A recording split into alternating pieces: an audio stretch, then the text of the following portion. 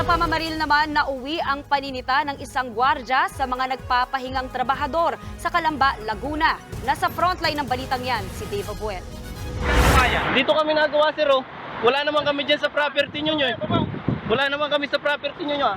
Sa video na ito, nakuha ng isang construction worker. Kitang nakikipagtalo sila sa dalawang security guard sa gilid ng Calamba Premier International Park na bahagi ng South Luzon Expressway sa Calamba City, Laguna.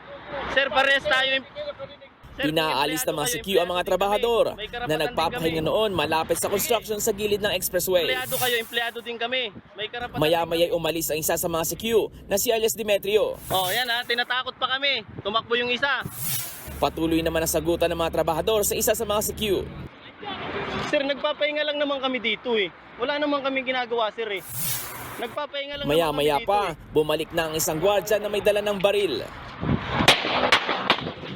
Ilang beses niyang pinaputukan ang isa sa mga trabahador.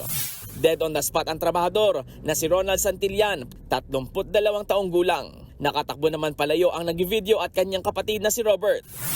Dito kami nagawa, Agad sir, ding oh. tumakas ang Wala namaril naman na kami security dyan sa guard property nyo, na si alias Demetrio. Wala naman kami sa Arestado property naman nyo, ng kasama niyang CQ na nagpatakas daw sa sospek. Oh. Kalaunan, sumuko na ang namaril na CQ sa Cabuyao CIDG. Ito turn over siya sa Calamba PNP at sasampahan ng mga kaukulang reklamo. Wala pa naman pahayag ang security agency ng sospek maging ang kontraktor ng binaril na trabahador. Nagbabalita mula sa frontline, Dave Abuel, News 5. Mga kapatid, Maui David po. Simula ng inyong araw na may alam at may pakialam sa mga may init at umaaksyong balita sa bansa. Para maging una sa balitaan, mag-subscribe at mag-follow sa social media pages ng News 5.